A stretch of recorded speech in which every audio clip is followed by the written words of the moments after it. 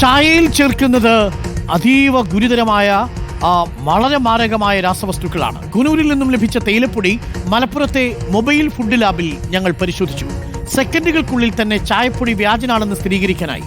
മാരക രാസവസ്തുക്കൾ ചേർത്തതുകൊണ്ടാകാം തേയിലപ്പൊടിക്ക് ഇത്രയധികം നിറം ലഭിച്ചതെന്ന് ഉദ്യോഗസ്ഥർ പറഞ്ഞു. കേൾക്കാം. മലപ്പുറത്തെ ഭക്ഷ്യസുരക്ഷാ വകുപ്പിന്റെ നേതൃത്വത്തിലുള്ള മൊബൈൽ ഫുഡ് ലബോറട്ടറി ലാബ് എനിക്ക് പിൻവശത്ത് കാണാൻ സാധിക്കും. നേരത്തെ നമ്മൾ പറഞ്ഞതുപോലെ കൂനൂരിൽ നിന്നും ലഭിച്ച വ്യാജ തേയിലപ്പൊടിയാണ് എനിക്ക് കൈവശമുള്ളത്. ഇതിൽ എന്തൊക്കെ തരത്തിലുള്ള മാരക രാസപദാർത്ഥങ്ങളാണ് ചേർത്തിട്ടുള്ളതെന്ന് ഔദ്യോഗികമായി തന്നെ സ്ഥിരീകരിക്കേണ്ടതുണ്ട്. ഇതിനുള്ളിൽ ഭക്ഷ്യസുരക്ഷാ വിഭാഗത്തിന്റെ ഭാഗമായിട്ടുള്ള ഉദ്യോഗസ്ഥർ ഉൾപ്പെടെയുണ്ട്. അവരുടെ പക്കൽ തന്നെ ഇത് നമ്മൾ കൊടുത്തതിനു ശേഷം പരിശോധന നടത്താൻ പോവുകയാണ്. ജസ്റ്റ് ഉണ്ടോ ഇല്ലയെന്നൊരു ഇതിന് വേണ്ടിയിട്ടാണ് ചെയ്യുക. പിന്നെ അതായത് ഒരു ടിഷ്യൂ പേപ്പറിൽ ചായപ്പൊടി കുറച്ചിട്ടിട്ട് നമ്മൾ വെള്ളം ഒഴിച്ച് നോക്കുക. ഇത് പച്ചവെള്ളമാണ്, കണ്ടോ? ഇതുപോലെ കുത്തുന്ന കളറുകൾ കണ്ടില്ലേ? അപ്പോൾ ഇതിൽ ഇതുണ്ട്. നമുക്കിപ്പോൾ ഒറിജിനൽ ചായപ്പൊടി നമുക്ക് ഇട്ട് നോക്കിയാൽ സ്വാഭാവികമായിട്ട് ഇതിൽ വലിയ രീതിയിൽ കളർ ചേർത്തിട്ടുണ്ട്, കൃത്രിമ നിറങ്ങൾ. ആ ചായപ്പൊടിയിൽ നിന്നും ചെറിയ അളവിലുള്ള ചായപ്പൊടി മാത്രം ഈ ടിഷ്യൂ പേപ്പറിലേക്ക് മാറ്റി പച്ചവെള്ളം ഒഴിച്ച സമയത്ത് നിറം മാറി വരുന്നത് കാണാൻ സാധിക്കും.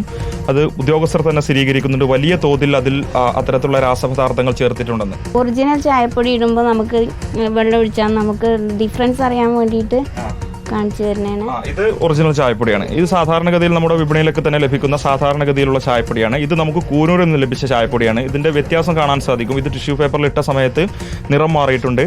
അതായത് ഈ കൃത്രിമ നിറങ്ങളൊക്കെ വാട്ടർ സോലുബിൾ ആണ്.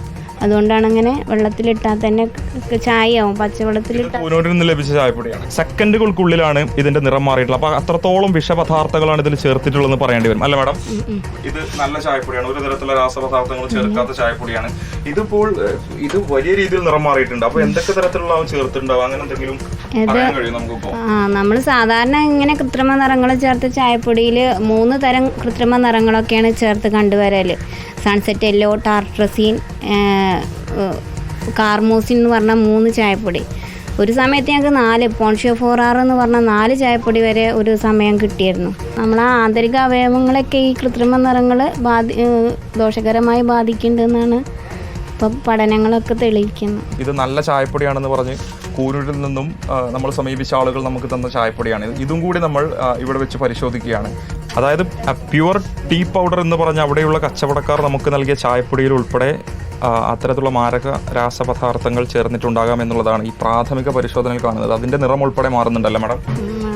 നമുക്ക് ഓരോ ജില്ലയ്ക്കും ഇതുപോലെ ഒരു സഞ്ചരിക്കുന്ന ഭക്ഷണം പരിശോധിക്കുന്ന ലാബാണ് ഉള്ളത്. ഫീൽഡിലൊക്കെ നമുക്ക് ടെസ്റ്റ് ചെയ്യാൻ വേണ്ടിയിട്ട് ഉദ്യോഗസ്ഥർ തന്നെ അത് പരിശോധനയിലൂടെ സ്ഥിരീകരിക്കുകയാണ്. അത്രത്തോളം മാരക രാസപദാർത്ഥങ്ങൾ, വിഷപദാർത്ഥങ്ങൾ അടങ്ങിയ അവയൊക്കെ തന്നെ ഈ ചായപ്പൊടിയിൽ ചേർത്തിട്ടുണ്ടെന്ന് സ്ഥിരീകരിക്കുകയാണ്. അവയൊക്കെ തന്നെയാണ് വളരെ വ്യാപകമായി വിതരണം ചെയ്യപ്പെടുന്നത് എന്നുള്ളതാണ് ഈ ഒരു പരിശോധനയിലൂടെ സ്ഥിരീകരിക്കപ്പെടുന്നത്. വീഡിയോ ജേർണലിസ്റ്റ് ഷഫീഖ് അർവായ്ക്കൊപ്പം reporter Mubashir P Akbar, in reporter Tirur.